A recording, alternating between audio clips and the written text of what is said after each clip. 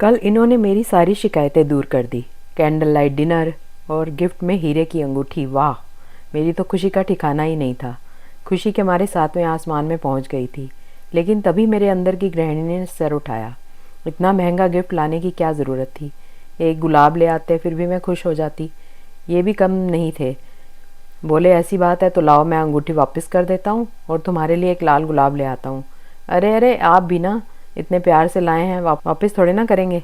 अंगूठी की चमक तो मेरी आंखों में दिख रही थी, लेकिन अब कश्मकश ये थी कि कॉलोनी की सब सहेलियों को ये अंगूठी कैसे दिखाई जाए। खुद से बताऊंगी तो सब सोचेंगे कितना दिखावा करती है। खुद से वो पूछे तब मैं बताऊं तो कोई बात हो। और मुझे मौका मिल भी गया। इस शनिवार को कामिनी के घर किटी पार्टी है।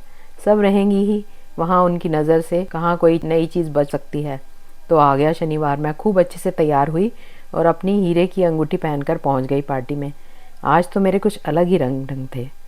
मैं कभी अपने बालों को कानों के पीछे करती, कभी पैरों पर हाथ के ऊपर हाथ रख बहुत स्टाइल से बैठती, कभी अपनी नेल पॉलिश ठीक करती, कभी पूरे समय मैं अपनी अंगूठी के दिखावे में ही लगी रही। पूरी पार्टी खत्म हो गई, लेकिन किसी ने भी अंगूठी के बारे में नहीं पूछा। घर आकर अपने में ही बड़बड़ाए जा रही थी। पक्का जल गई होंगी सब, इसीलिए किसी ने सामने से नहीं पूछा। मुझे भी क्या करना है, मैं तो खुश हूँ। जलने दो उन सबको। कुछ दिनों बाद मुझे एक और मौका मिला सबको अंगूठी दिखाने का। हमें एक शादी में जो जाना था। वैसे आज का समय तो ऐसा है ही नहीं कि असली जेवर पहनकर शादी में जाया जाए, तो मैंने अपनी सब आर्टिफिशियल जेवर ही पहने। लेकिन मेरी हीरे की अंगूठी के मोह से मैं ना बच पाई और पहुंच गए हम लोग शादी में।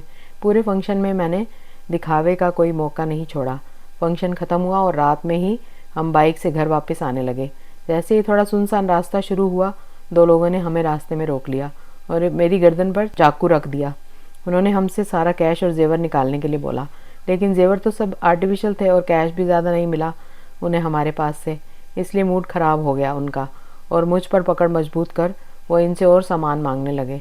ये भी डर के तुरंत ही बोल पड़े, ये ले लीजिए, आप लोग हीरे की अंगूठी है, इसके सिवाय हम लोगों के पास अब कुछ भी नहीं है और प्लीज़ हमें जाने दें। खैर किसी तरह से वहाँ से जान बचाकर भागे हम लोग और जल्द ही पूरी कॉलोनी में आग की तरह ये बात फैल भी गई। दूसरे दिन आने जाने वालों का तांता लग गया। सब हमसे पूछते क्या हुआ, कैसे हुआ, कौन लोग थे, क्या क्या गया आपका।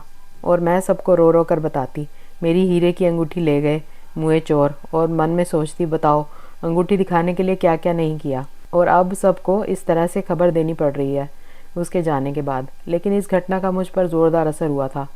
दिन भर अपनी खाली उंगली को निहारती और अफसोस करती। मेरी हालत इनसे देखी नहीं जा रही थी। मेरे पास आए और मुझे सांत्वना देते हुए बोले, तुमसे क्या छुपा है, तुम तो हमारी हालत जानती ही हो। इतनी आमदनी कहाँ मेरी जो तुम्हें हीरे की अंगूठी ला कर देता।